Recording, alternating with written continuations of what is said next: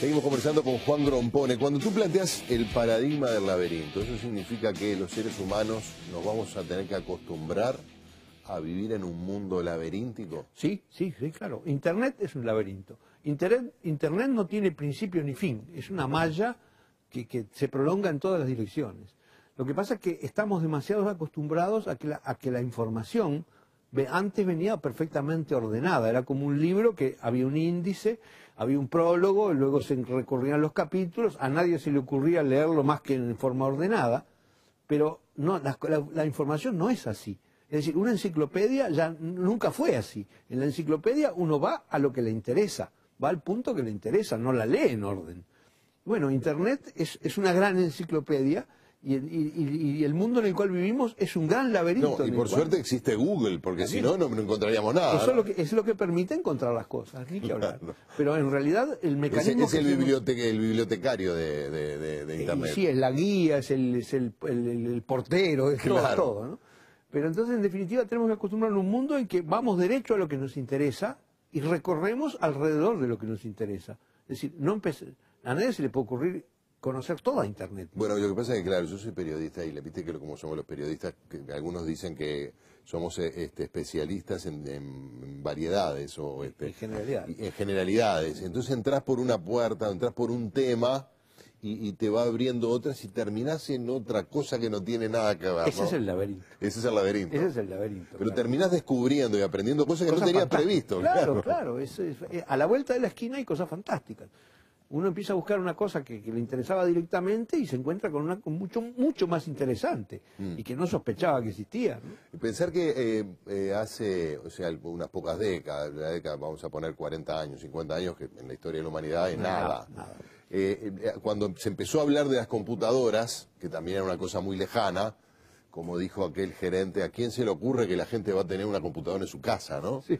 No me acuerdo de una... Sí, un gran gerente de una gran compañía. Una gran compañía, claro. Que fue ante la inminencia de la aparición del PC. Bueno. Esa compañía se fundió. Se fundió, sí, bueno, parece razonable si así pensaba el CEO. No, pero recordemos lo que era la ciencia ficción, Asimov y otros. Se veía la computadora como una competidora del hombre, del ser humano. Sí, pero hasta hace no tanto tiempo ese era el paradigma, por lo menos la angustia que generaba el advenimiento de la computadora. Eso no es así, no es así, mejor dicho, yo creo que no es así. El tema es cuando el creador de la computadora, el creador teórico de la computadora, es un hombre que nació exactamente hace un siglo, que se llama Alan Turing. Inclusive hay una obra de teatro sobre la vida de Alan Turing porque fue una vida muy trágica, muy desdichada. Ese hombre creó el concepto de computadora y al mismo tiempo que creó el concepto de computadora se planteó el tema de la computadora y el cerebro humano. Y entonces se le llama test de Turing o prueba de Turing si es posible diferenciar lo que hace una computadora de lo que hace un ser humano. Es decir, lo que tenemos que imaginarnos es que estamos chateando con algo.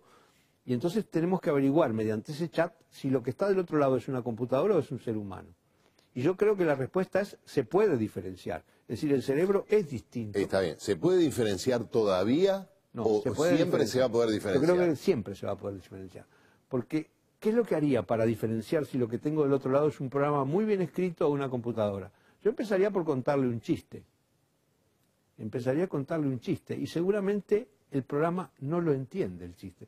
Porque los chistes juegas de palabras, cosas ilógicas, cosas inesperadas. O cosas sin sentido que hace gracia porque no tiene sentido. Entonces, ese tipo de mecanismos que el cerebro puede usar, yo creo que las computadoras no lo van a poder usar nunca.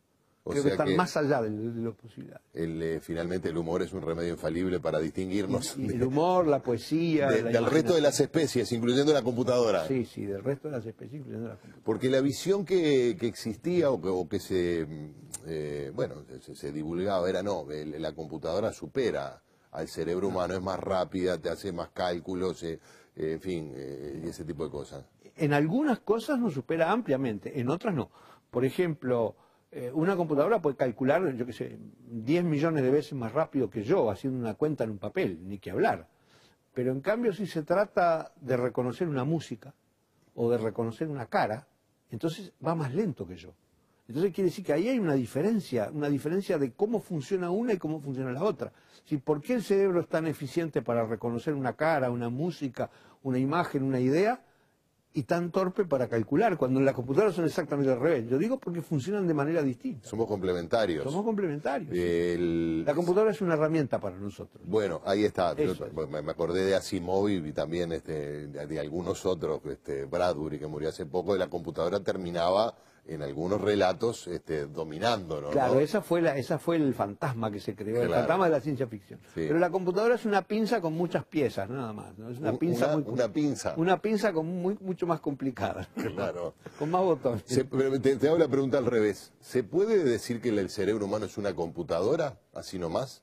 El cerebro humano es una computadora y muchas otras cosas más. Por ejemplo, Bueno, por ejemplo, la capacidad para crear, la capacidad para entender las contradicciones, entender los chistes, imaginarse cosas. amar.